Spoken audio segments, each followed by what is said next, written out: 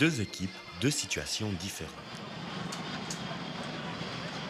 Un champion contre un barragiste.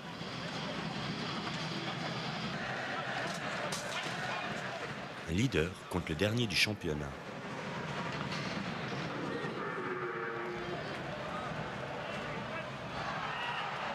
Les points de discorde sont nombreux. Malgré tout, les deux clubs ont un point en commun. On retrouve dans les deux équipes un ancien joueur de l'autre équipe. Reto Berra, qui jouait encore l'année passée pour Davos, évolue cette saison sous le chandail biennois. Et Mathias Yogi, formé dans le club zélandais, évolue actuellement pour le champion de Suisse en titre. Deux hommes, deux destins différents hier soir. Commençons par l'actuel zélandais.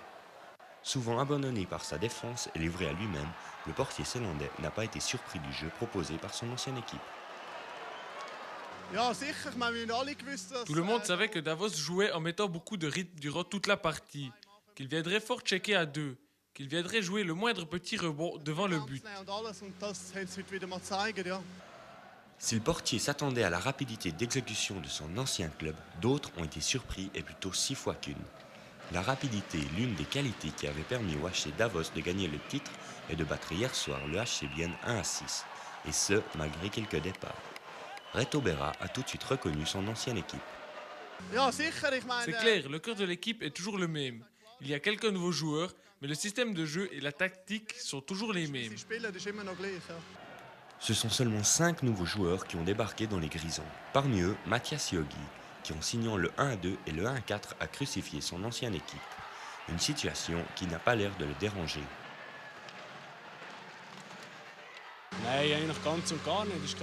Ce n'est pas vraiment un problème pour moi. Plugler aussi a marqué 2 buts ce soir. Mais c'est clair que je suis content avec mes 2 réussites. Mais pour moi, le plus important, c'est que l'équipe gagne.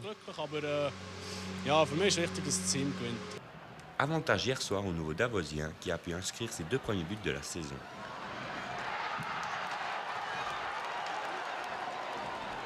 Pour Reto Berra et sa défense, le travail va être encore très long pour pouvoir enfin tenir la comparaison avec les équipes du haut de classement.